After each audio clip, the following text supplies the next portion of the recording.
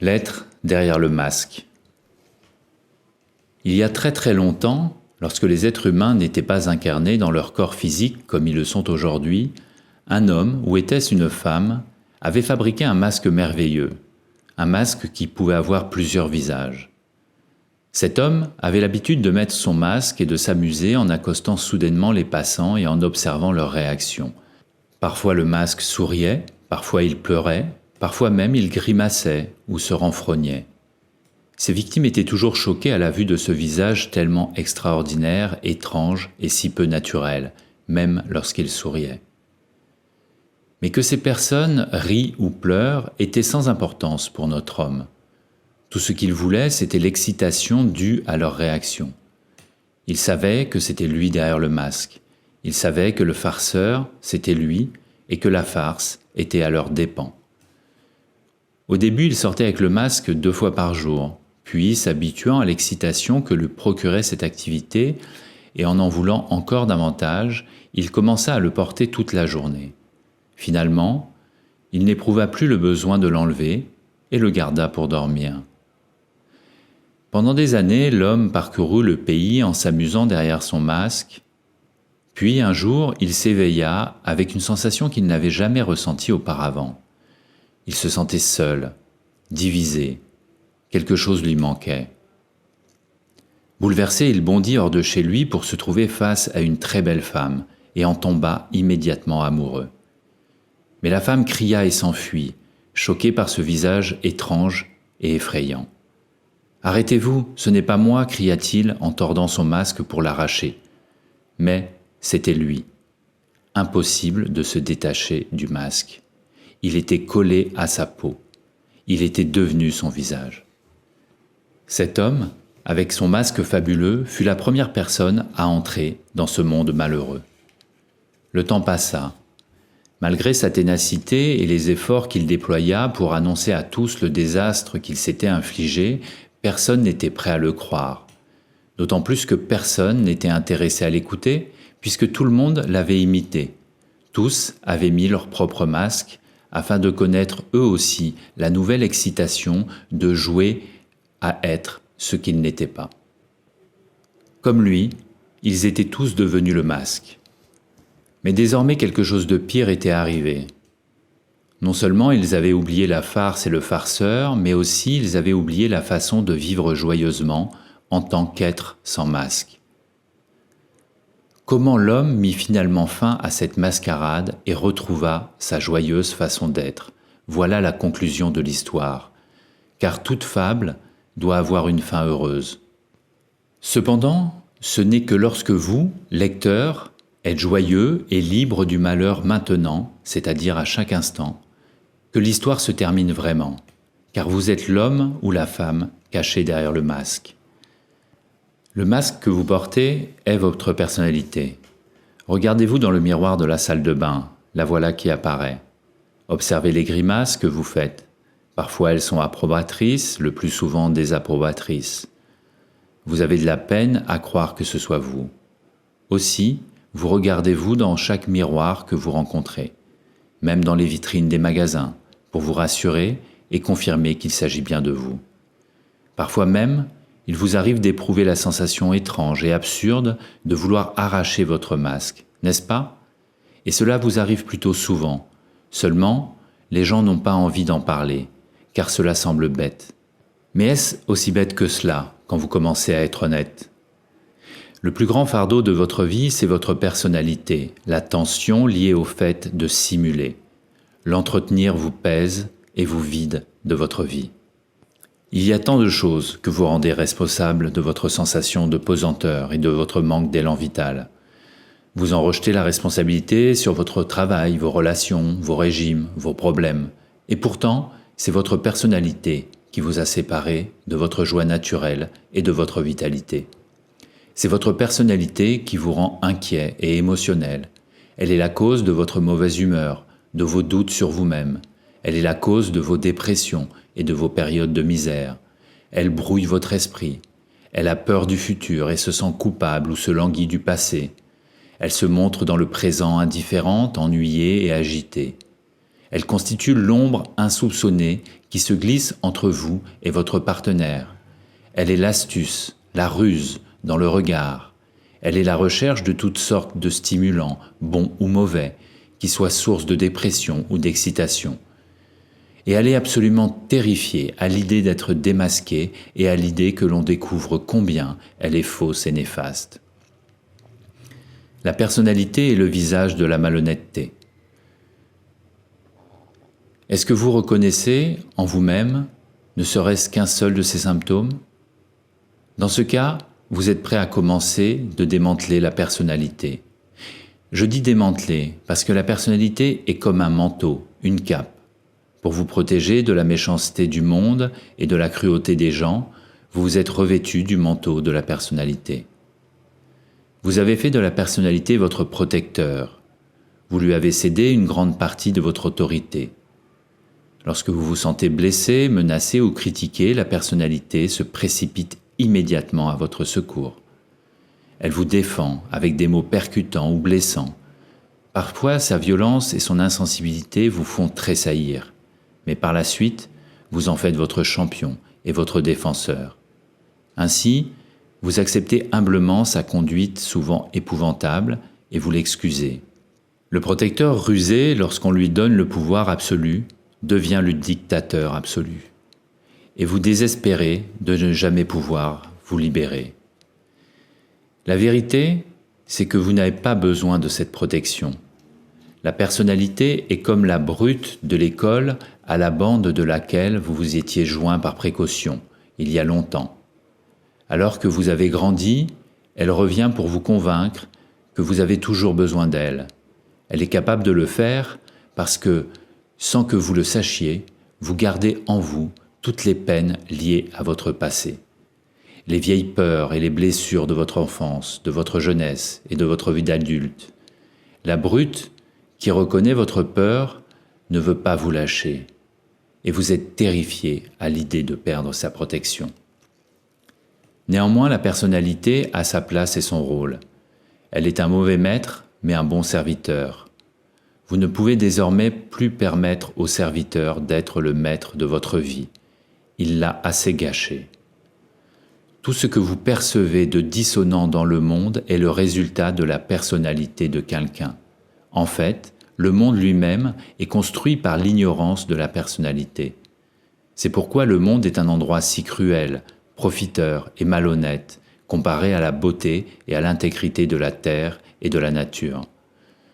De la même façon que la personnalité se nourrit de vous et épuise vos ressources, le monde épuise les ressources de la terre. Le monde est la personnalité de la terre. Je vais d'une part vous montrer votre vraie nature, celle avec laquelle vous êtes né, et d'autre part votre fausse nature, le fond de votre personnalité, qui est la source de votre malheur. Vous verrez sous un jour nouveau comment fonctionne le génie de la nature, comment vous vous en êtes coupé, et comment vous pouvez retrouver une façon de vivre en harmonie avec lui.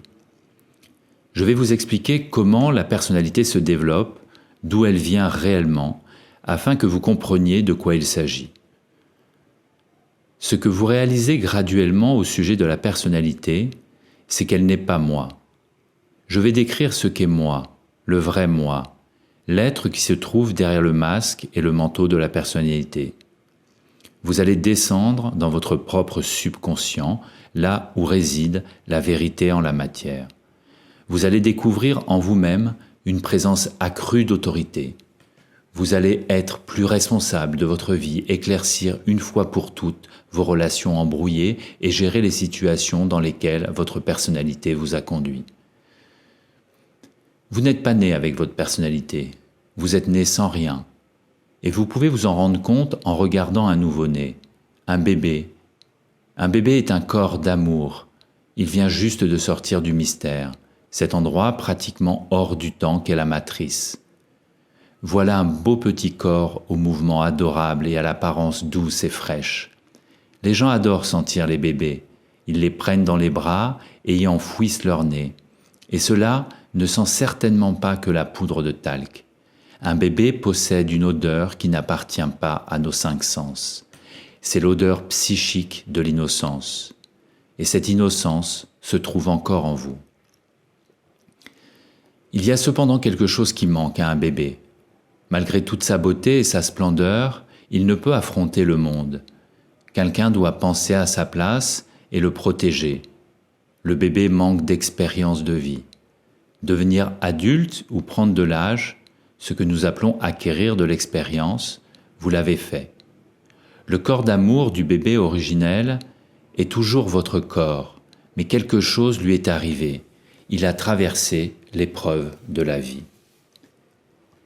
Ayant acquis l'expérience de toutes ces années, pouvez-vous dire que vous êtes toujours aussi insouciant qu'un nouveau-né? Êtes-vous innocent? Pouvez-vous dire que vous êtes, en cet instant, cette candeur que vous étiez à l'origine? Si vous ne le pouvez pas, pourquoi? Je vous pose cette question à vous, lecteur, l'être qui jadis était un bébé et qui maintenant est un adulte. C'est de vous qu'il s'agit. Je parle de votre expérience. Et ce qui est vrai dans votre expérience est la vérité. Quelle est donc la vérité dans votre expérience? Il y a deux manières de répondre, à l'intérieur ou à l'extérieur. De l'extérieur, en tenant compte de vos tensions, de vos soucis et de vos problèmes, vous pourriez dire « Non, je me sens blessé par un grand nombre de choses que je connais et dont je me souviens, ma culpabilité, mes doutes et mes peurs. Parfois, je me sens libre, mais dès qu'on me le rappelle, je sais que je ne suis pas innocent et je commence à être inquiet et en souci. » Mais dans vos moments les plus profonds et les plus calmes, vous pourriez dire « Oui, je suis innocent. » Et ceci est la vérité. Car, quel que soit votre âge, vous restez en votre fort intérieur cet enfant plein d'innocence et de douceur que vous étiez. La douceur et l'innocence sont votre nature. Mais la douceur et l'innocence, à l'instar du bébé, ne peuvent exister sans protection dans ce monde. Ils vont être piétinés, manipulés, exploités, abusés et maltraités. Comment puis-je rester doux et innocent comme un bébé dans un tel monde? Évidemment, vous ne le pouvez pas. Ici, à l'extérieur, vous ne pouvez pas être ce que vous êtes à l'intérieur. C'est ce qui semble être le cas. Mais la nature, Mère Nature, fournit naturellement la solution. La solution, c'est l'expérience. Vivre signifie acquérir de l'expérience. Vous ne pouvez pas vivre sans apprendre les difficultés du chemin. Comme par exemple, s'il y a du verre sur la route, vous feriez mieux de ne pas marcher dessus pieds nus. Il en est de même pour notre merveilleuse nature intérieure qui est protégée par le bon sens que nous avons acquis au travers de notre expérience. Mais nous semblons avoir oublié ce bon sens. Dans notre vie émotionnelle, nous ne tenons pas compte de notre expérience si chèrement acquise. Continuellement, nous tendons les bras pour embrasser ce qui nous fait mal et nous déchire. Nous côtoyons et tolérons des gens manipulateurs, émotionnels, coléreux, des gens blessants. Nous succombons aux exigences égoïstes de leur personnalité et de la nôtre. Nous permettons à d'autres personnalités de se nourrir à nos dépens comme nous le faisons avec elles. Par des échanges insensés et pervers, nous acceptons de nous exploiter les uns les autres et nous souffrons tous à tour de rôle. Est-ce que vous voulez vraiment vivre avec un partenaire irrité qui a des demandes émotionnelles ou qui est indifférent? Bien sûr que non. Votre innocence ne peut entrer en relation avec un amour si destructif, si vous pouvez appeler cela amour. Mais vous ne vivez plus à partir de votre innocence et de votre pure expérience, à partir de l'amour avec lequel vous êtes né et du bon sens que vous avez développé. Votre personnalité s'est infiltrée entre les deux. Et maintenant, dans votre vie émotionnelle, dans votre vie amoureuse, vous ne savez plus qui est qui, du bon sens ou du saboteur. Voulez-vous souffrir? Quelle stupide question. Mais comment expliquez-vous la façon dont vous tolérez la peine que vous inflige votre famille et vos amis? Comment expliquez-vous votre façon d'attendre que vos amis et ceux que vous aimez tolèrent vos humeurs misérables? Vous excusez cette curieuse façon de vivre ensemble en disant « personne n'est parfait, nous devons tolérer la mauvaise humeur et le malheur des autres ». Mais je vous pose la question, devez-vous vraiment le faire? Devez-vous tolérer les dépressions, la colère et le malheur des autres? D'où vous vient cette notion ridicule?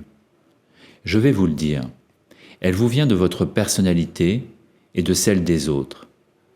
Et elle est complètement erronée. On vous a trompé et vous ne le savez pas. Vous ne vous rendez pas compte que la misère, la dépression et le conflit sont aussi satisfaisants pour la personnalité que l'excitation, l'aventure et l'expérience nouvelle.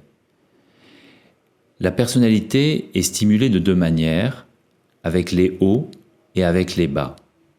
Ce qui n'est pas le cas pour vous. Naturellement, vous prenez plaisir à la stimulation que représente l'expérience nouvelle et variée, mais lors de ce processus, votre vraie nature ne veut nuire à quiconque. La personnalité se moque complètement de qui est blessé ou de qui souffre, que ce soit vous ou n'importe qui d'autre. L'expérience seule, bonne ou mauvaise, lui suffit. Tandis que vous voulez vraiment ce qui est bon pour vous et pour les autres. C'est parce que dans votre partie la plus profonde, dans votre innocence, vous êtes ce qui est bon. Vous êtes l'amour, l'amour vivant. L'amour est votre vraie nature. La personnalité est votre fausse nature. L'amour constitue votre fond. De cette profondeur émerge votre intelligence. Elle regarde vers l'extérieur et voit le monde. Avec vos racines fermement plongées dans l'amour, votre perception de la vie rayonnante de beauté et votre intention de faire du bien, vous êtes comme une fleur adorable, disponible à tous ceux qui peuvent la voir. Ceci est la vérité. C'est ce que vous êtes. Ou, en tout cas, c'est ce que vous étiez avant que votre personnalité ne prenne possession de vous. Maintenant, vous passez d'un état à l'autre. Un jour, vous êtes affectueux, en paix avec vous-même et agréable. Le lendemain, vous êtes ennuyeux, vous êtes déprimé, anxieux ou de mauvaise humeur et votre entourage en souffre. Alors d'où vient cette personnalité? Elle provient de votre douleur émotionnelle. Alors que vous étiez en train d'acquérir de l'expérience, vous avez sans le savoir accumulé également de la peine. Vous avez accumulé cette peine petit à petit en tant que bébé, enfant, adolescent et adulte. À chaque fois que vous vous êtes senti blessé par les autres ou que vous n'avez pas reçu ce que vous vouliez, une émotion douloureuse a surgi et s'est fixée à celle qui existait déjà. Une boule de peine liée au passé a imperceptiblement grandi en vous. Et c'est à partir de cette peine que s'est formée votre personnalité, la personne que vous n'êtes pas. Vous êtes amour. Cette personne qui a de la peine se nomme peur. Elle a une vision angoissée et effrayée du monde, une perception négative des choses et la terreur de souffrir à nouveau. Elle est affligée par la peine dans le présent comme dans le passé. La peine est le fond de la personnalité. Vous n'avez pas conscience que la peine est présente en vous, ou que cette peine est aussi intelligente que vous l'êtes.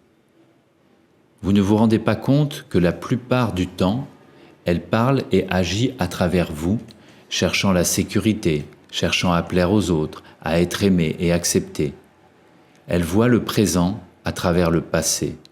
Elle se projette sur les événements du présent en les considérant comme douloureux alors qu'ils ne le sont pas. Elle gâche automatiquement ce qui est bon. En voici un exemple. Lorsque vous faites l'amour, votre personnalité, qui a peur et qui recherche le confort pour réduire sa peine, va souvent se manifester pour se joindre au plaisir. Immédiatement, une ombre va apparaître sous la forme d'une certaine réserve, d'une raideur ou d'un mot inapproprié et va s'insinuer dans ce qui est bon. La sensation de bien-être va alors se dissiper ou être détruite. Avez-vous fait cette expérience ? Il en est de même lorsque vous prenez simplement plaisir à être en compagnie de quelqu'un. Vous êtes-vous déjà trouvé en agréable conversation et que tout à coup un seul mot gâche ou met un terme à l'harmonie du moment ? C'est l'œuvre de la personnalité. Vous êtes-vous déjà trouvé dans la situation où vous vous sentez blessé parce que quelqu'un a dit ? Est-ce que cela n'a pas gâché votre bien-être de l'instant en vous faisant vous référer immédiatement à la douleur liée au fait d'avoir été critiqué ou abusé dans le passé? Est-ce que vous voyez comment vous transportez le passé dans le présent? La nature, dans sa perfection, a sa propre manière d'éliminer la douleur qui a engendré la personnalité. Et ceci explique pourquoi il n'y a ni personnalité, ni problème dans la nature. La première douleur dans l'existence est celle d'être né.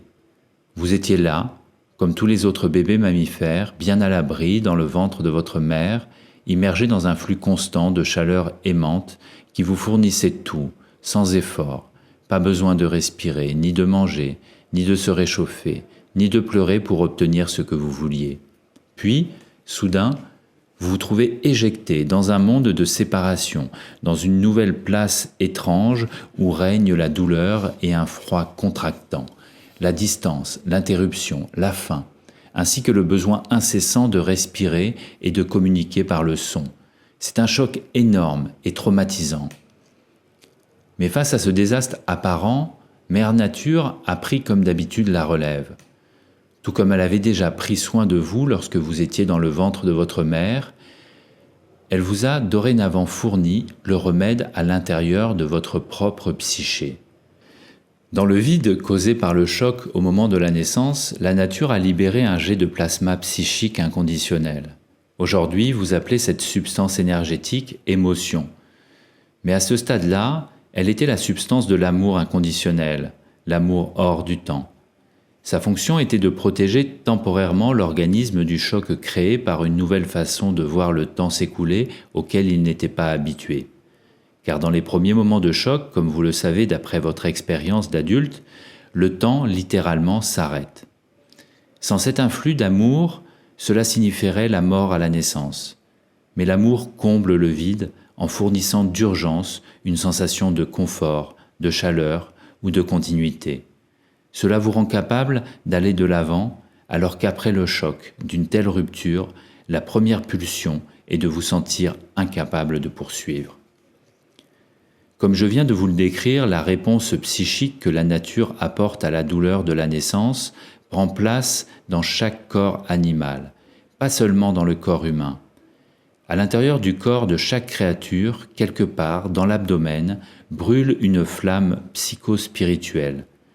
La flamme est constante et cosmiquement froide, comme les rayons du soleil qui sont froids avant de traverser la matière.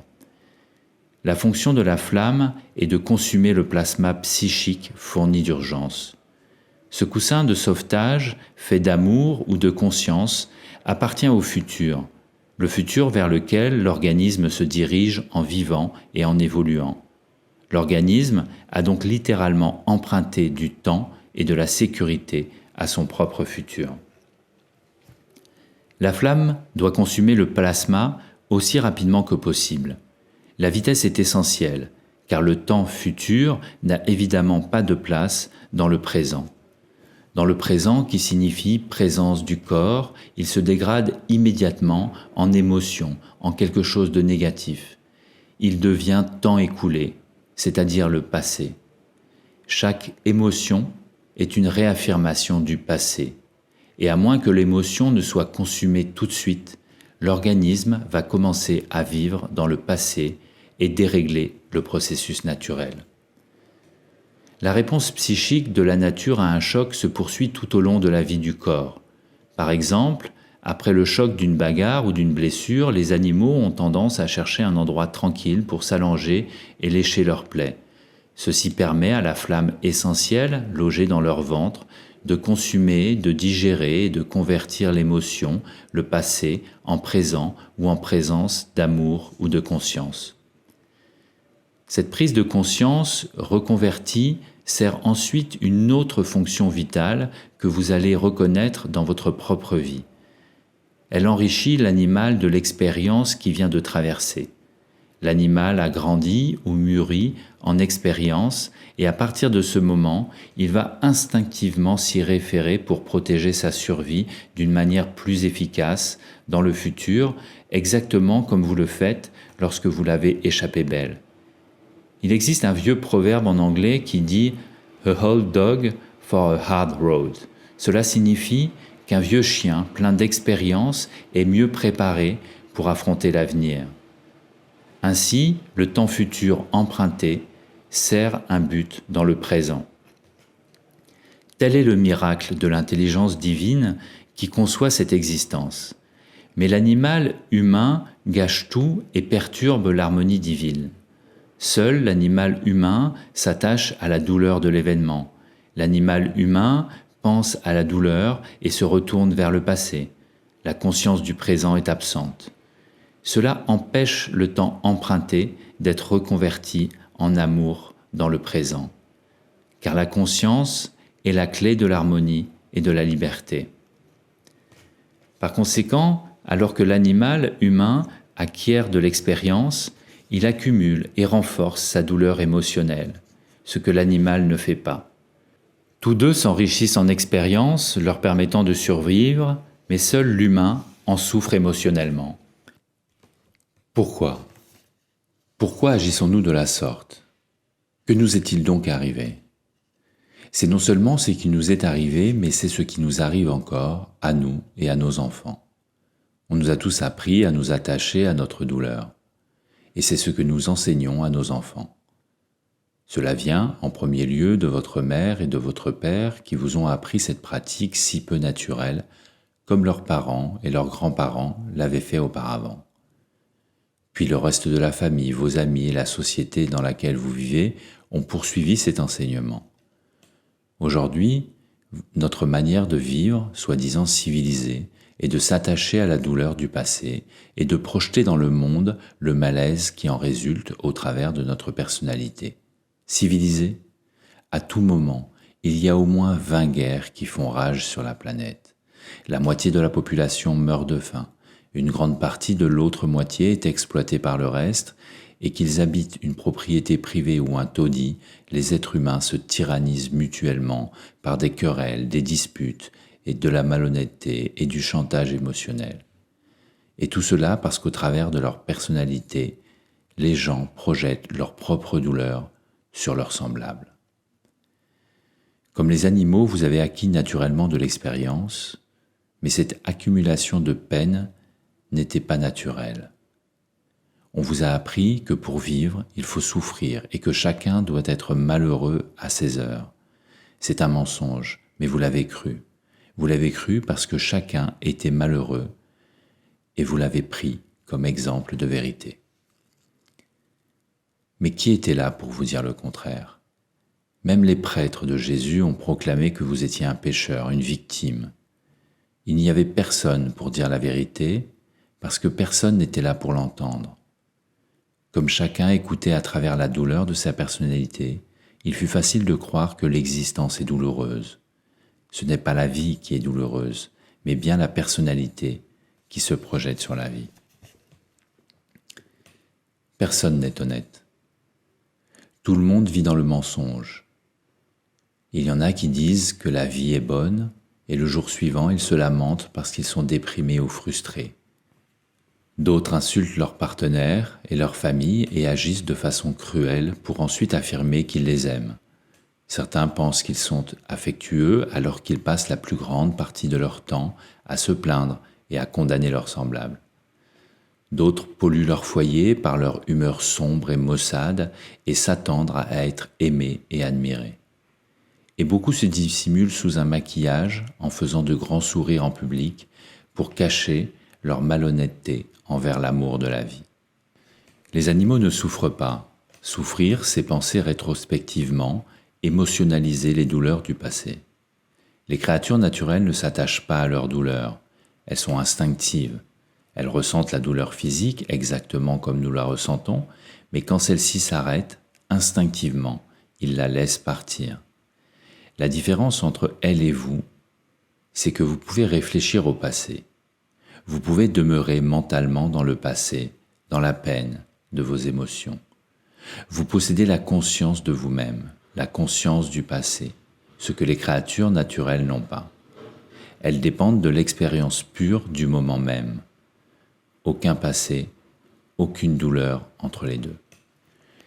Un chien maltraité peut devenir sauvage ou courber l'échine Mais l'animal ne s'arrête pas mentalement à la douleur. Il ne pense pas à l'événement passé ni la personne qui a causé la douleur. Le chien agit à partir de sa pure expérience.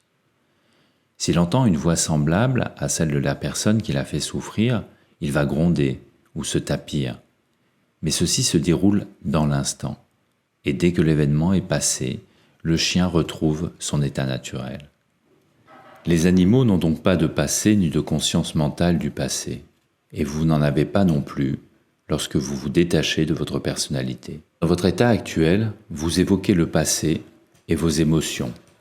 Vous vous en souvenez et vous vous y complaisez. En réalité, vous revivez la peine quand il n'y a aucune raison de le faire. Il est possible que vous soyez seul dans le confort de votre lit et en même temps bouleversé par vos émotions. De cette façon, vous gardez vivante la peine. En vous attachant à la douleur émotionnelle du passé et en vous y abandonnant comme à une source d'excitation perverse ou une distraction sans risque, vous vous attachez à cette habitude. L'attachement à la nicotine ou à l'héroïne n'est pas différent. Si vous continuez à vous adonner à la drogue émotionnelle, qu'est la douleur, en y pensant ou en parlant ou en vous y accrochant, vous en deviendrez dépendant. Et c'est précisément ce qui s'est passé. Restez seul, restez en silence, les yeux fermés, sur une chaise, pendant 3 minutes, et vous allez commencer à penser au passé. Presque immédiatement, votre pensée va se fixer sur un problème ou sur une douleur émotionnelle se passant dans votre vie ou habitant votre mémoire.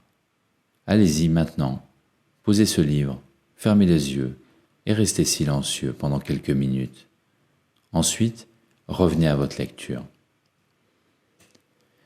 Je n'ai pas l'impression de m'accrocher à quelque douleur. En fait, je me sens relativement libre et à l'aise. Il est possible que vous disiez cela.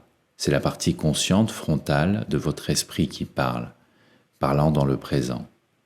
Mais la douleur, le fond de la personnalité, se trouve dans le passé, dans votre subconscient. Elle se situe en dessous de ce qui a parlé. Je dis que la douleur émotionnelle est logée dans l'abdomen, là où se trouve également la flamme psychospirituelle destinée à la consumer.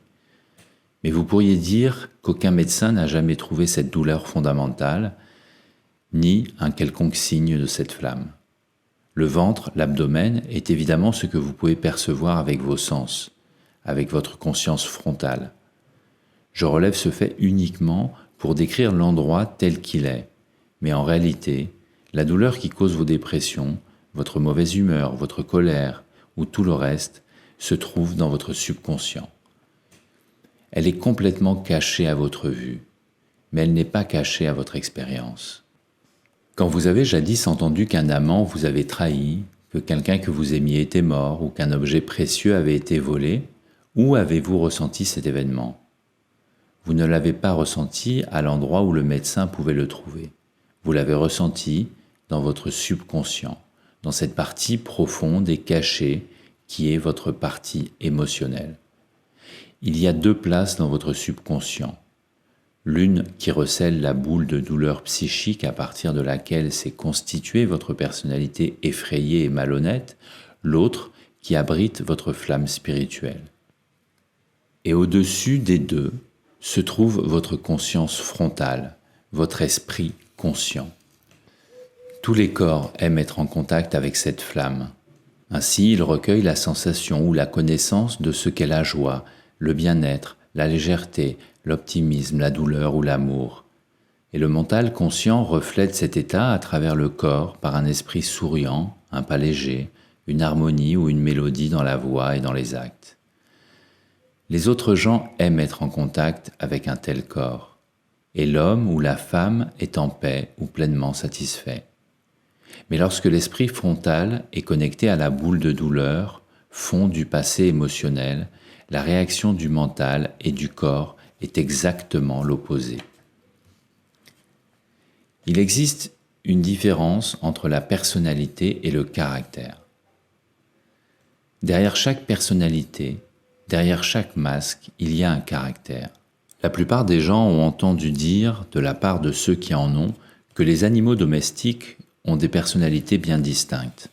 D'après eux, c'est ce qui les rend immédiatement reconnaissables. Ils sont attachants, amusants, de bonne compagnie, mais il ne s'agit pas de la personnalité de l'animal, il s'agit de son caractère. Le caractère est ce que Dieu nous a donné d'unique. Votre caractère, c'est ce vers quoi vous devez consciemment retourner. Le caractère de votre être joyeux qui se trouve derrière votre personnalité. Chacun sans exception possède un caractère. La personnalité l'occulte si souvent et vous prive du plaisir qui lui est lié. Mais ce caractère, adorable ou admirable, apparaît lorsque la personnalité cesse d'être active, lorsque la conscience frontale est directement connectée à la flamme de l'innocence. Ainsi, l'homme ou la femme paraît sous un jour différent. Son caractère unique devient un rayonnement et nous nous sentons ravis ou privilégiés d'être en sa compagnie. La vie est en mouvement à chaque instant. Le stress de la personnalité est la conséquence de la terrible contradiction entre la volonté de s'attacher à l'existence alors que la vie que vous êtes est dans le lâcher-prise à chaque instant. La vie est un mouvement sans fin. Chaque chose est, d'une certaine façon, différente aujourd'hui de ce qu'elle était hier. Pourquoi n'allons-nous pas comme la vie, avec l'amour ou l'allure qui lâche prise à chaque instant? La réponse se trouve dans les deux mots « vie » et « existence ». La vie est dans l'existence, mais l'existence n'est pas la vie. La vie est neuve à chaque instant. L'existence devrait également être neuve à chaque instant, mais nous nous y accrochons, et elle devient douloureuse. Si vous cessez de vous y attacher, vous êtes la vie neuve à chaque seconde qu'elle contient. Vie et existence s'accordent alors, et être est joyeux. L'échange harmonieux entre la vie à l'intérieur et l'existence à l'extérieur dépend de votre capacité à laisser la circulation se faire à l'intérieur de votre psyché. La personnalité bloque le système psychique qui est, par nature, toujours en mouvement. La personnalité fige l'existence en une image fixe. Nous avons fixé les images de nos maisons, de nos possessions, de nos enfants que nous avons fait nôtres. Nous nous y attachons comme s'ils allaient disparaître si nous n'agissions pas de la sorte. Tout cela est dû à l'insécurité de notre personnalité qui craint de perdre son identité si elle ne s'accroche pas. Nous nous battons donc entre individus ou entre pays pour garder ce que nous avons. Mais telle que nous la voyons autour de nous, au-delà de tous ces gens bien faits de leur personne et de tous leurs problèmes personnels, la vie ne s'attache pas. La vie est dans le lâcher-prise à chaque instant. Nous arrivons maintenant à la question fondamentale. Comment pouvez-vous apprendre à lâcher prise et être cette vie neuve à chaque instant? Comment commencez-vous à vivre joyeusement? Voici la réponse. Vous avez besoin de plus d'énergie. La chose étonnante, c'est que toute l'énergie qui vous est nécessaire est déjà en vous maintenant, mais elle est gaspillée par votre personnalité. Il n'y a qu'une quantité d'énergie déterminée dans votre système, dans votre corps. Elle n'est pas intarissable, mais il y en a suffisamment pour que vous puissiez réaliser la vérité et retourner à la joie joyeuse au-delà du masque, votre état d'être originel, vaste et paisible. Vous gaspillez l'énergie de votre existence au travers de votre personnalité, au lieu de l'utiliser pour demeurer dans votre réalité. Garder le masque consomme de l'énergie. Lorsque vous refusez à votre personnalité de se projeter dans votre existence, vous gardez votre énergie. Quand il y a suffisamment d'énergie retenue, le masque s'effondre. Il perd son existence égoïste et indépendante. Je vais vous montrer comment vous gaspillez cette énergie.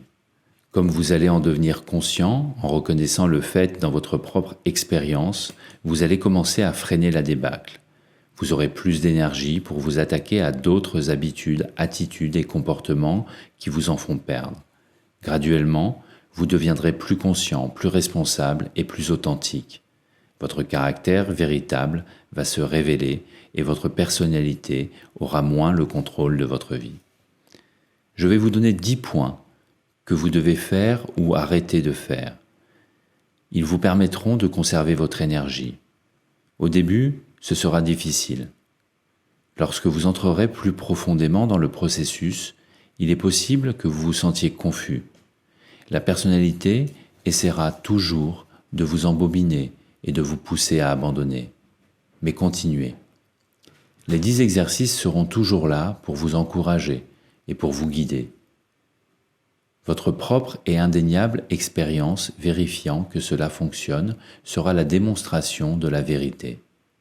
Vous remarquerez que vous vous sentez plus léger, plus à l'aise, plus joyeux. Une nouvelle harmonie commencera à gagner toute votre vie, à l'intérieur comme à l'extérieur. Cessez de parler du passé. La personnalité vit à partir du passé et se nourrit du penchant que vous avez à raconter votre histoire. Chaque fois que vous vous surprenez à agir de la sorte, arrêtez. Plus vous pratiquerez cela, plus cela devient facile. Il est possible que vous perdiez quelques amis qui diront que vous êtes devenu ennuyeux, que vous êtes en train de perdre votre personnalité intéressante et stimulante. Ce sera là une indication que vous êtes sur la bonne voie. Il y aura des moments où vous devrez faire référence au passé. Afin de vous défaire de vos vieilles habitudes, tout au début, vous devrez être extrême, c'est-à-dire ne plus rien dire qui fasse référence au passé, y compris ce qui s'est passé la minute précédente, à moins qu'il y ait une raison purement pratique pour en parler, telle que « avez-vous posté cette lettre ?» Ne racontez pas votre si triste histoire.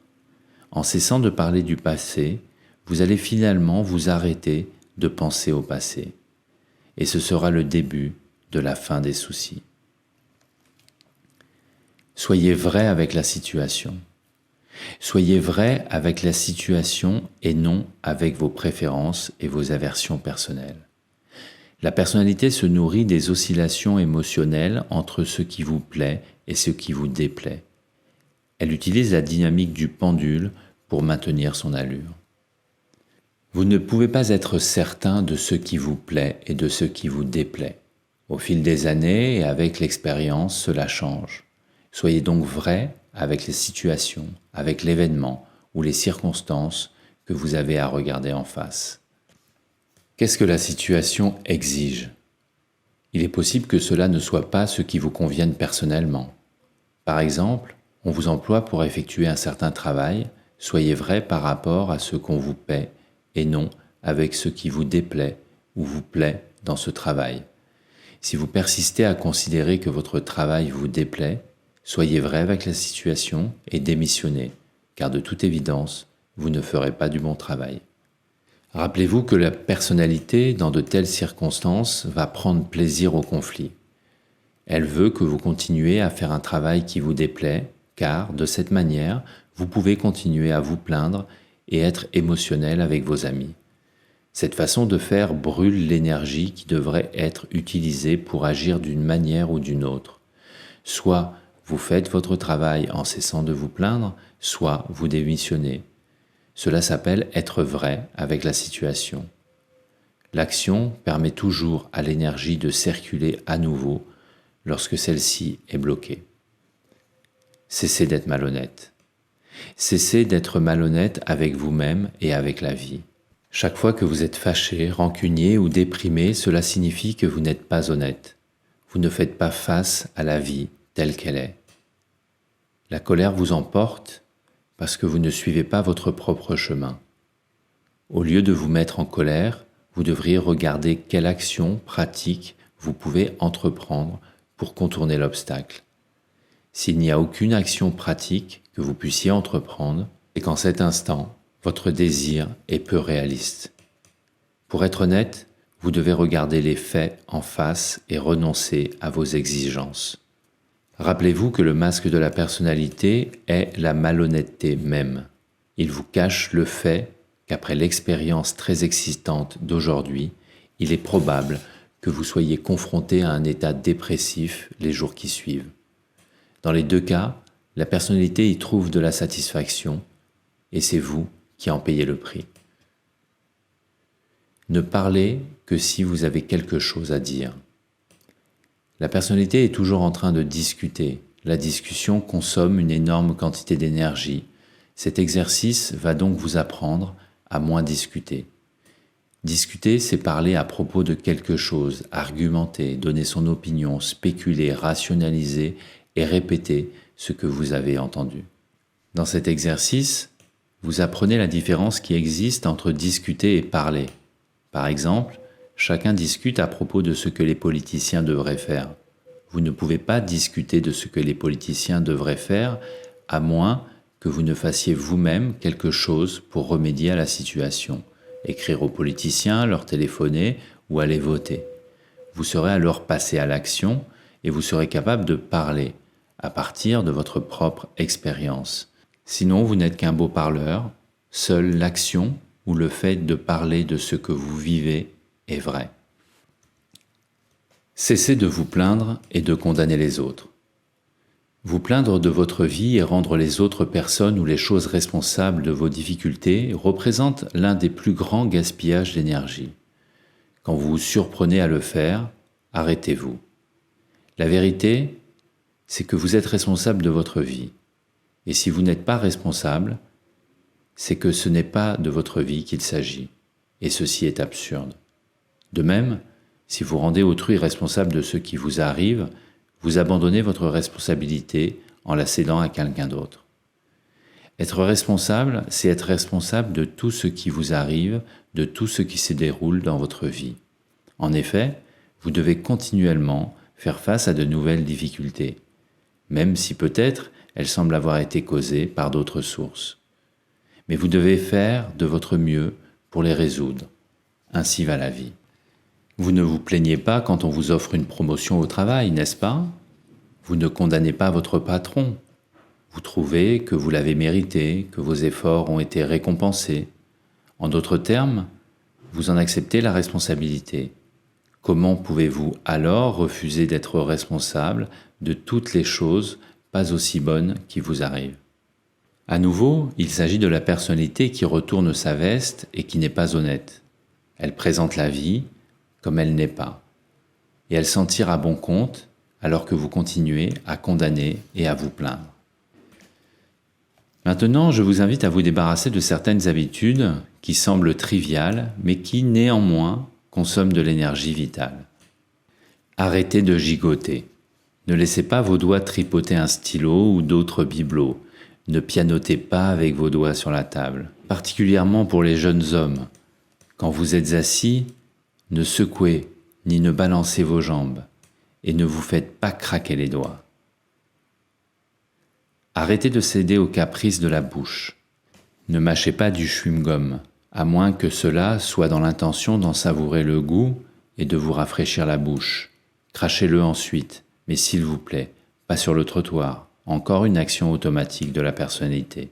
Ne vous léchez jamais les doigts après avoir touché de la nourriture.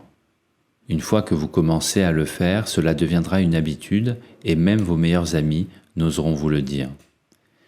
Ne demandez pas à votre partenaire de vous donner à goûter un morceau de son plat. Soit vous partagez, soit vous commandez le même plat pour vous. C'est là un exemple de l'avidité de la personnalité et de son désir insatiable de faire des expériences, doublé de son absence de responsabilité pour ce qu'il veut. Conseil de beauté pour les femmes. Quand vous parlez ou faites une remarque, ne ramenez pas vos cheveux en arrière et ne jouez pas avec en faisant des boucles autour du doigt. Si vous portez du maquillage, commencez à arrêter d'en mettre. Cela ne prend pas plus de 3 mois pour cesser de penser que vous avez l'air d'un cadavre. Le maquillage, évidemment, est une projection de la personnalité, un déguisement couvrant la terrible vérité du masque. En finir avec les banalités. Rappelez-vous que la personnalité dépend de l'inconscience habituelle. Arrêtez l'habitude, durant toute conversation, d'utiliser des expressions comme « chéri »,« mon chou »,« mon amour », mon cher ou ma chère, lorsque vous vous adressez à votre partenaire, vos amis ou vos relations occasionnelles. En cas de besoin, utilisez le nom correct de la personne. Lorsque vous vous serez débarrassé de cette habitude, vous réaliserez que les mots affectueux se présente naturellement et de façon appropriée. Mais pour commencer, afin de rompre avec cette habitude, dans le but de devenir conscient de la situation, n'utilisez pas ces termes. Ne flattez pas votre partenaire avec des mots ou des actions mielleuses quand vous savez que vous avez l'intention d'être malhonnête et que vous avez fait quelque chose qu'il n'apprécie pas. Au lieu de cela, dites plutôt « Je suis tenté de te flatter parce que je ne veux pas que tu réagisses à ce que j'ai fait ou à ce que j'ai l'intention de faire. » Puis, exprimez honnêtement ce que vous avez fait ou ce que vous êtes sur le point de faire. La plupart du temps, vous découvrirez que vous n'avez plus envie de faire ce que vous aviez programmé, ou alors vous le ferez simplement en acceptant la force de sa désapprobation. Au moins, vous aurez été honnête. Et une telle honnêteté rend le masque moins puissant. Ne dites pas « ce que je veux dire c'est » et « tu sais » ainsi que toute autre expression de remplissage. Tous ces mots sont des expressions inconscientes de la personnalité occidentale utilisées désormais de façon globale. Ne dites pas « pour être honnête » parce que cela sous-entend que vous êtes sur le point d'être malhonnête ou que vous êtes habituellement un menteur. De telles phrases n'ont aucune signification réelle et c'est en fait le masque qui parle. Ne faites pas de grimaces. Par exemple, ne froncez pas les sourcils, ne ronfrognez pas votre visage ou ne regardez pas au plafond avant de répondre à une question. C'est la personnalité qui feint d'être sérieuse, sincère ou intelligente et qui fait mine de penser profondément. Sachez que la personnalité est un acteur qui communique au travers de grimaces et autres bouffonneries du visage afin d'affirmer son existence. Plus votre visage reste serein, sans être affecté, plus vous êtes connecté à votre être. Voici les 10 exercices que je vous propose. Pratiquez-les dans votre vie quotidienne durant les 12 mois à venir et vous allez lentement vous soustraire à la domination de la personnalité. Si vous êtes parent, vous pouvez observer chez vos enfants comment la personnalité opère et comment le masque se forme. Vous allez voir comment l'enfant en développement, à quelques mois déjà, commence réellement à imiter tout maniérisme empreint de malheur, ainsi que les comportements hostiles ou argumentateurs. Si votre enfant vous voit en train de faire des grimaces pour exprimer que quelque chose vous déplaît, vous dégoûte, ou pour remporter un débat, il va copier vos expressions faciales et votre gestuelle, et ceci même sans en ressentir les émotions. En vous imitant, portant le masque, il va apprendre à être réellement fâché et à ressentir la colère. Voici un exercice que vous pouvez faire avec de jeunes enfants. Je vous suggère de leur raconter la fable de l'homme et le masque. Racontez-leur l'histoire telle que je l'ai fait au début de ce chapitre et écoutez leurs observations sérieusement. Répondez honnêtement à leurs questions et donnez-leur tout le temps dont ils ont besoin pour faire leurs commentaires. L'exercice est conçu pour que vous et vos enfants réalisiez comment fonctionne la personnalité et comment elle interrompt et gâche l'harmonie du corps, de la famille et de la vie. Un enfant se couvre de sa personnalité pour 2 raisons fondamentales. La première, parce qu'il veut qu'on lui prête attention. La deuxième, parce qu'il veut provoquer une réaction de sympathie envers n'importe laquelle de ses grimaces, exactement comme dans la fable. Un enfant jouera les saintes nitouches ou les effarouchés en se servant des mimiques et des expressions faciales observées quelque part, dans la famille, à l'école ou à la télévision. Au début, l'enfant ne ressent pas l'émotion inhérente à ses actes, mais, encouragé par les adultes, il prend plaisir à leurs réactions et commence à croire et devenir sa propre performance. Exactement comme le farceur qui s'est oublié lui-même. Rappelez-vous que la personnalité se nourrit de n'importe quelle émotion. Elle se sent tout aussi comblée par la vibration néfaste de la colère et de la frustration que par l'excitation et le désir d'en arriver à ses fins.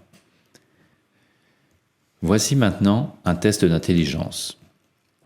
Posez-vous la question suivante s'il vous plaît. Est-ce que je veux être en compagnie de, vivre avec ou aimer quelqu'un qui est toujours de mauvaise humeur, en colère, impatient, maussade, rancunier ou déprimé? Si la réponse est non, alors la question suivante est: comment puis-je croire que quelqu'un accepte de vivre avec moi alors que j'ai ces émotions? En démantelant la personnalité et en devenant plus un avec la vie, vous commencez à ressentir comme une désintégration de vous-même. Parfois, vous aurez l'impression de n'être rien et de perdre votre identité. Sachez que c'est votre personnalité que vous perdez, non votre identité. Rien de ce que vous êtes ou de ce que vous avez ne disparaîtra.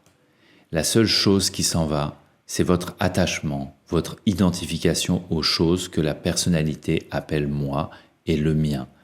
Et ceci inclut vos notions les plus intimes, les plus chères concernant le sens de la vie et de l'amour. Car, en fin de compte, je réalise que rien n'est mien, même pas mon propre corps. Je suis derrière tout cela, l'être derrière le masque qui se reflète dans le miroir de la salle de bain. Je suis la fin de la mascarade. Retournons maintenant à la fable et à sa fin heureuse. Finalement, après de nombreuses années, l'homme masqué se sentit fatigué des hauts et des bas de son existence misérable. Un jour, alors qu'il se reposait au bord d'un lac, dans une forêt, et qu'il fixait du regard le calme transparent de l'eau, cela lui rappela quelque chose de profondément enfoui en lui. « Cela me donne de la joie, se dit-il. Mais est-ce que cela est la joie? Ou suis-je la joie? Je suis la joie, s'écria-t-il en sautant sur ses deux pieds. Je suis la joie de la vie derrière tout ce que je vois. Il dit merci avec gratitude. Et jamais plus, il ne rechercha l'excitation, car il avait trouvé le secret de vivre joyeusement. Le secret, c'est la joie. L'homme leva les yeux et il vit la beauté environnante. Puis il réalisa la vérité qui le libéra. Je ne suis pas ceci ou cela. Je ne suis rien qui puisse être vu ou entendu. Je suis la joie de la vie derrière tout ce qui existe. Le monde entier est mon masque prodigieux et je me sens en paix derrière lui. La vie est là pour s'en réjouir, pour être rendue consciente en s'en réjouissant. Car la joie est conscience. Quand vous prenez plaisir à ce que vous faites, vous êtes conscient. Si vous aimez danser, vous êtes conscient quand vous dansez. Si vous prenez plaisir à jardiner, vous êtes conscient quand vous cultivez votre jardin. Si vous appréciez votre travail, vous êtes conscient quand vous travaillez. Appréciez chaque moment de votre vie et vous vivez joyeusement. C'est aussi simple que cela. La joie ou la conscience est votre état naturel. Cet état est constamment présent. Il est comme le soleil qui brille continuellement au-dessus de l'ombre qui entoure la terre. Cessez de vivre à l'ombre de vous-même et le soleil, la joie, brille immédiatement. Rien de positif ne peut être fait pour trouver la joie. C'est le fait de pratiquer la négation de l'ombre et d'en provoquer la chute qui révèle cette joie. Vivre joyeusement, c'est la joie de la clarté, aucun problème. Ma vie entière est alors joie et clarté d'être, un être de joie et de clarté. En ce moment, ces qualités se trouvent déjà à l'intérieur de vous et elles n'attendent que d'être vécues. Vous n'avez pas besoin d'y aspirer, ni de vous mettre à leur recherche ou de les créer. Elles sont vôtres et constituent votre être véritable.